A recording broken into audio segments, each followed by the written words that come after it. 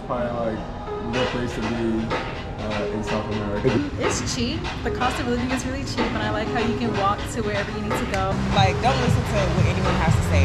If you want to do that shit, get up and do that shit. I feel much safer here than I do in the States. What's going on, guys? I'm coming to y'all live from Medellin, Colombia, and this week I had the opportunity to talk to 4 black digital nomads that were here in Medellin, and I'm excited to show you guys exactly what they had to say about their experience. I asked them a little bit about how they got into the industry they were in and if they could give any tips to somebody that wants to learn about the industry, and then I just got to know them a little bit overall in general. So hope you guys enjoy, and if you do, please be sure to like, comment, and subscribe. It definitely helps me out a lot as I am a small YouTuber. Let's get it. My name is Mariah. And where are you living at? I live in Panama City, Panama. Tommy, and where are you from, Tommy? I live in Denver. My name is Brianna. I'm from Houston, Texas, United States. 29. My birthday's next week, a week from today. And where are you at? I'm in Medellin, Colombia. I am 27 and I'm originally from California, but I live in New York, but I'm currently in Medellin. I've been here for about a month, just traveling, but also co-working abroad. It's cheap. The cost of living is really cheap, and I like how you can walk to wherever you need to go. Like, for example, my university is just around the corner, my gym is up the street, grocery store is up the street. And then of course, if I need to go anywhere further, I can just take public transportation or Uber, and that's like $2-3. So yeah, I would say the primary benefit is the cost of living. I have 2 private professors that are Colombian, and at first I was gonna go to Bogota, but then they were like, ew, no, because the weather sucks, you should go to Medellin, it'll be a lot better for you as a tourist. I really just wanted like change. Like, I was just tired of the United States. I don't know, I wanted to be by the water, just less stress. Like, I just wanted to escape the United States, honestly. So funny thing enough, I came here in February for my friend's wedding. She's half Colombian and her wedding was in Medellin, and I instantly fell in love with the city, the people, the culture.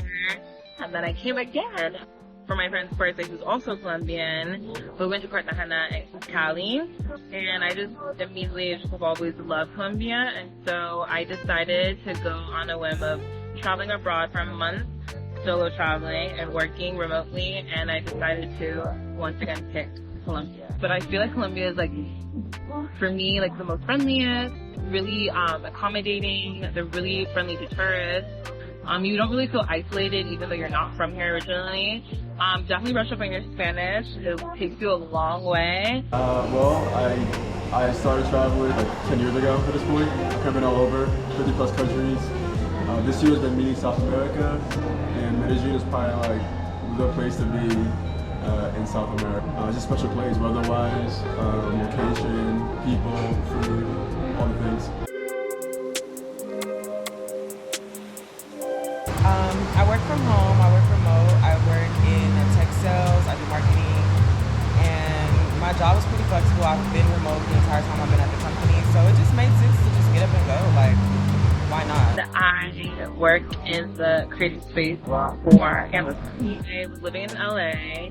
I wasn't really happy with my previous job, and one of my friends knew I wasn't really satisfied, and she referred me to Amazon, and I went through the whole interview process, and I finally got the job offer. Yeah, so I'm a speech language pathologist. I found out about it because well, I originally majored in journalism, and they told me I had to network to get a job, so I changed my major to speech and language hearing, and I wanted to do sign language, but she said you can't do that, but you can be a speech pathologist, so I did that. So I just kind of fell into it. And I started traveling. In the United States, I was a travel therapist. They would pay me to go to different states to work. But then I just came out here and decided to do it remotely, which I can also do in the United States. And I'm also here to study Spanish, so it just worked out. I do management consulting. Yeah, I'm a boutique firm based out of Chicago. So we work with like a lot of multi type business owners. And I work like the consumer goods, industrial goods side of the house. So a lot of my stuff is, remote based as well. Like, don't listen to what anyone has to say. If you want to do that shit, get up and do that shit. Like, I feel like this is something that I've wanted to do for years.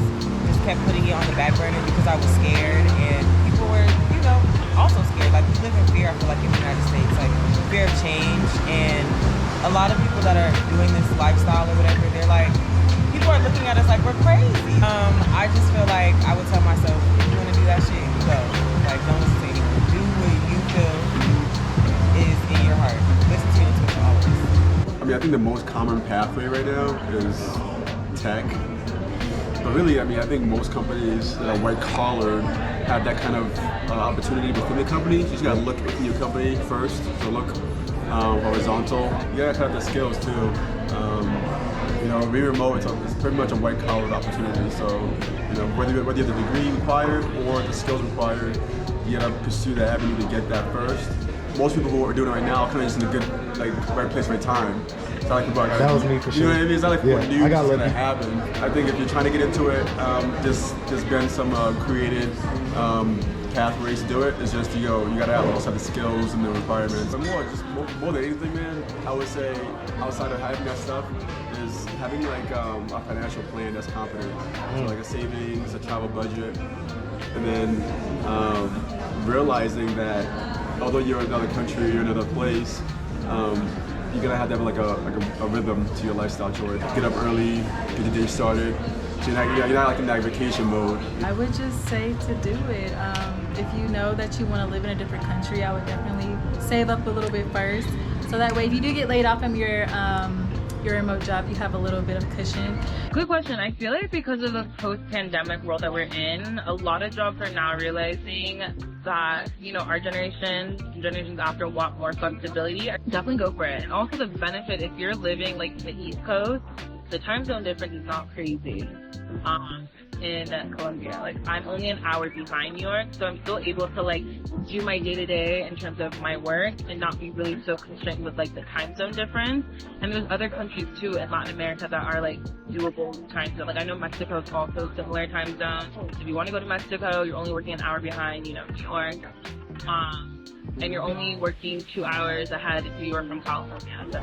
Again, thank you for watching. Definitely be on the lookout for more videos. If you have any suggestions, let me know what you like. And if you want to hear more about digital nomad journeys, Black digital nomad journeys, anything, let me know. Till next time, peace.